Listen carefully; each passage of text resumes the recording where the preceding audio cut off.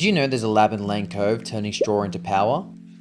Okay, so there's a bit more to it than that, but we'll let the experts explain. We work with the agricultural industry for a couple of reasons. Because we work with biomass, we need plant material as our feedstock to make the hydrogen chemicals at the end. The hydrogen that is made is used to make ammonia, which is then used for nitrogen fertilisers. Fertilisers, of course, we need for the food that we all eat.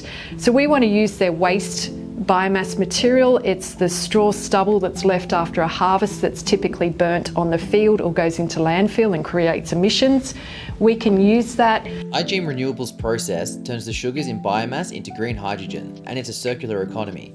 Hydgene buys farm stock from farmers, turns it into the product, and then sells it back to them. We tested about 130 different types of feedstocks. That can also be agave, it can be residues from the sugarcane industry, but it can also be more crude coming from wastewater treatment plants, from breweries.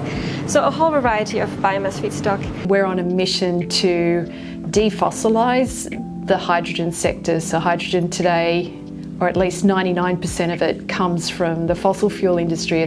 Green hydrogen can be made in a variety of ways. Biomass makes chemicals for fertilizer or aviation fuel, while wind and solar electrifies things like cars. We believe that the future energy mix will be a mix. It won't be a single technology that will dominate the market, and that's important. Net zero targets requires us to electrify everything we can, and that's where our wind and solar need to be focused. So we use biomass, which is abundant. We use it for its chemical properties, so that's where the synergies are. It is a really natural way for us to use natural resources that are renewable. Where we're different is moving hydrogen. It's become quite expensive. We produce that hydrogen where it's needed. We take manufacturing on site where the customer will use the product, so you can eliminate those distribution costs.